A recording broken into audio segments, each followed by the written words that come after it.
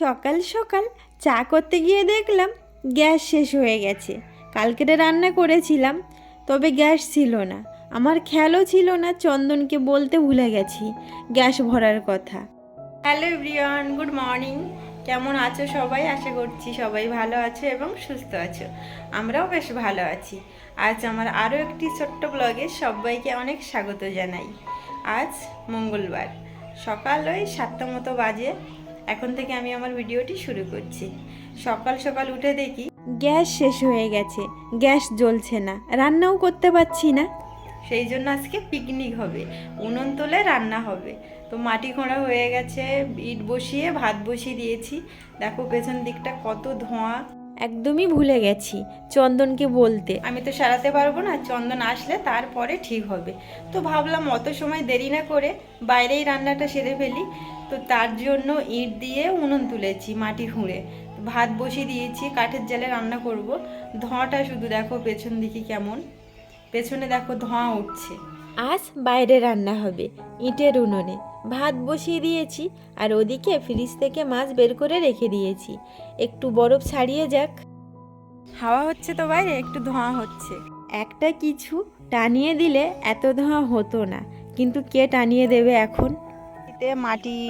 কড়াইতে মাটি দিয়ে রৌদ্রে দিয়েছি, এই কড়াইতে রান্না হবে, না হলে কালি হয়ে যাবে।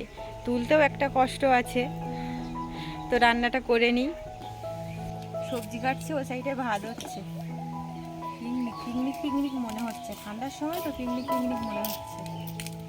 ফুলকপি আলু মাছ দিয়ে ঝোল হবে, তো এর ভিতরে ভাত ফুটেও উঠেছে। উনুনটা কিন্তু খুব সুন্দর জ্বলছে। এই যে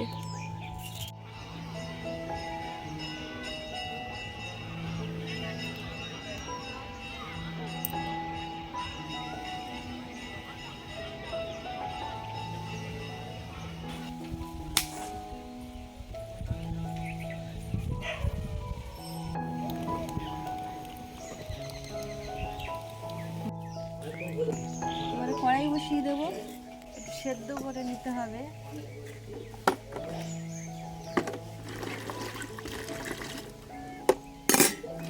ফুলকপি তো একটু ভাবি না নিলে হবে না।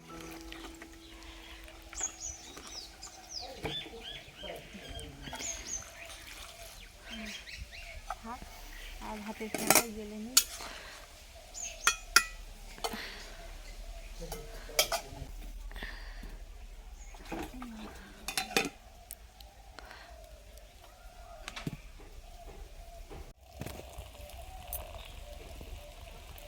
ভাত হয়ে গেছে, ওদিকে কাঠও শেষ হয়ে গেছে। বাগানে আসলাম কাঠ নিতে, আর এদিকে ফুলকপি ভাপাতে দিয়ে গেছিলাম, ফুলকপিও হয়ে গেছে। তারপরে হালকা একটু জল গরম করে নিলাম মাছ ধোয়ার জন্য।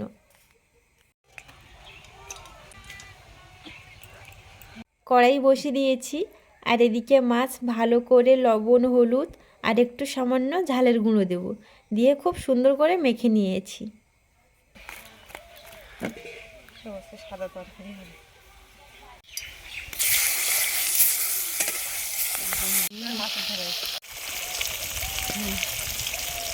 শীতের রৌদ্র ভালোই গায়ে লাগছে, সেই কারণে ওড়না দিয়ে বসে আছি। ওদিকে ভাত হয়ে গেছে, আলু ভাবি নিয়েছি। মাছ ভাজা হয়ে গেলে এই তেলে দিয়ে দেবো, একটাই তরকারি রান্না করব।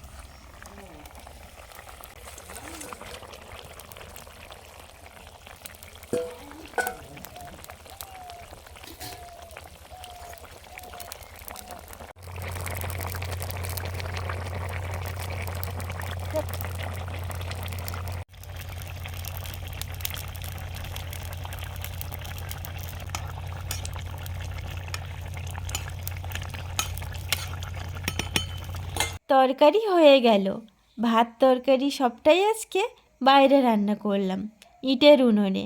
এত কাঠ লাগবে না, সেই জন্য বের করে দিচ্ছি। উনানের ভিতরে থাকলে কাঠ পুড়ে যাবে, আর তাছাড়াও হাওয়া হচ্ছে, কোথায় কিভাবে অ্যাক্সিডেন্ট হয়ে যায় ঠিক নেই।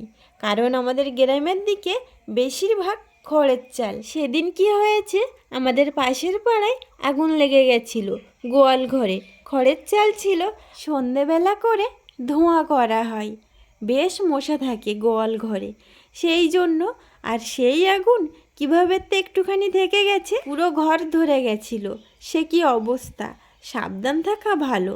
তো যাই হোক, রান্নার পরে আগুনেতে জল দিতে নেই, সেই জন্য আগুন একটু কমে গেলে জল দিয়ে দেব। এদিকে দেখছি টাইমে এখনও জল আছে, সব কিছু ধরে নিয়ে আসলাম কল পরে। অনেক বাসন বেরিয়েছে, বাইরে রান্না করলাম, অনেক জিনিসই নোংরা হয়েছে। তো যাই হোক, বাসন পরিষ্কার করে এদিকে চলে আসলাম পুকুর ঘাটে। আজকে আর কলপাড়ে পরিষ্কার করলাম না, অনেকটাই বেলা হয়ে গেছে। আর তাছাড়াও জল কিন্তু বেশি সময় থাকবে না, একটু একটু করেই জল পড়ছে। পুকুরে পরিষ্কার করলে তাড়াতাড়ি হয়ে যায়, আর কলের জলে পরিষ্কার করলে ঠান্ডাও লাগবে, সময়ও বেশি যাবে। আর তাছাড়া আজকে ভাইয়েরা বাড়ি চলে যাবে, সেই জন্য একটু তাড়াতাড়ি করছি। ওদিকে চন্দন এখনও বাড়ি আসেনি, বাড়িতে এসে খাওয়া দাওয়ার পরে ওদেরকে দিয়ে আসবে। শীতের বেলা সকাল হতে না হতেই সন্ধে পড়ে যায়। সকালে আবার আমি জল ধরিনি, কালকের জল ধরা ছিল, ওটাই রান্না করেছি, আর ওই জলেই হয়ে যাবে। কালকেরে আবার জল ধরতে হবে। তো যাই হোক, স্নান করার পরে জামা কাপড়ে একটু সাবানের গুঁড়ো দিয়েছিলাম, সেই জন্য ওদের পুকুরে গেছিলাম। টাইমের জলে আর পরিষ্কার করিনি, ওই যে দেরি হতো। যাই হোক, খাওয়া দাওয়া করতে বসে গেছি। ওদিকে চন্দন বাড়ি এসে স্নান করে নিয়েছে, ভাইদেরকে আগে খাইয়ে দিয়েছি। তো ভিডিওটি এখানেই শেষ করছি, তোমরাও আমাদের সঙ্গে খাওয়া দাওয়া করে নাও। সবাই ভালো থাকবে, সুস্থ থাকবে। দেখা হচ্ছে নতুন কোনো একটি ভিডিওর সঙ্গে, ততক্ষণের জন্য সবাইকে টাটা।